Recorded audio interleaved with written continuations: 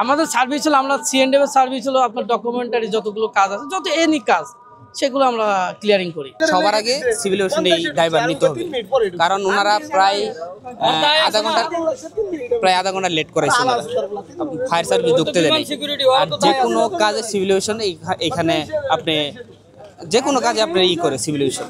আমাদের ইন্স্যুরেন্স নেই, সবার তো আর ইন্স্যুরেন্স থাকে না। আমাদের তো 1 টাকা ক্ষতিপূরণ আমরা পাবো না, আমাদের কোম্পানি পাবো না, সব ড্রাইভার কোম্পানি নিতে হবে।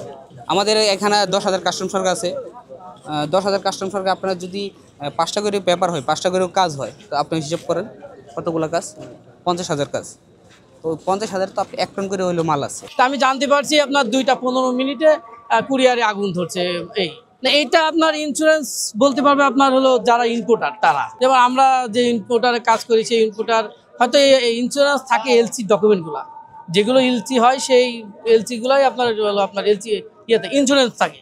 আর যেগুলো ডাইরেক্ট আপনার ফ্রি অফ কস্টের যে মালগুলো আসে সেগুলো তো আর এলসি থাকে না। অনেক ক্ষতি ভাই, আমি আনুমানিক ধরতে গেলে শুনলাম প্রায় 22,000 কোটি টাকার মতো, প্রায় 22,000 কোটি টাকার মতো আপনার ক্ষতি হয়ে গেছে। ড্রাইভার কে নিবে ভাই? আপনার ছোট্ট প্রথমে যদি একটু তো একবারে তো সব জায়গায় আগুন লাগা নেই, যে কোনো একটা জায়গা থেকে আগুন লাগছে ছোট্ট করে। প্রথমে যদি এখানে কোনো ফায়ার সার্ভিস যাইতো তাহলে এত বড় লাগতো না।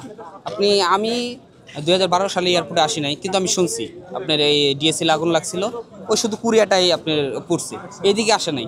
আবার আপনার পানিটা দিচ্ছে এই দিক থেকে, কিন্তু এইবার পানি দিচ্ছে ওই দিক থেকে।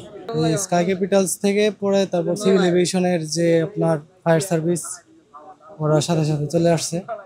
আসার পরে এক পর্যায়ে মানে হয়তো বা ভিতরে কেমিক্যালের কিছু ছিল, ওইটা থেকে আপনার মানে ভিতরে বাতাস পর্যাপ্ত পরিমাণে থাকায় ওই কেমিক্যালের কালো ধোয়ার কারণে ফায়ার সার্ভিসের লোক প্রথম ওই স্কাই ক্যাপিটালসে আগুনটা কন্ট্রোলে নিতে পারে নাই কালো ধোয়ার জন্য।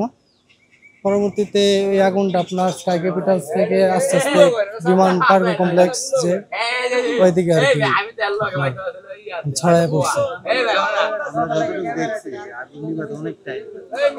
আগুন নিভাতে টাইম বলতে আপনার ভিতরে পানির তেমন উৎস মানে আশেপাশে ছিল না।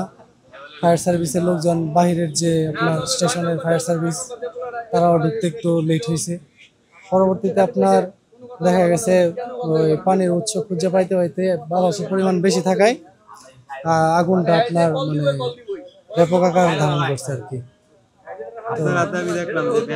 হ্যাঁ, আমি আপনার পরবর্তীতে আপনার জেএসি বিল্ডিং এর এই পাশে যে আপনার একটা ছোট এরিয়া, এখানে পর্যাপ্ত পরিমাণ মালামাল ছিল।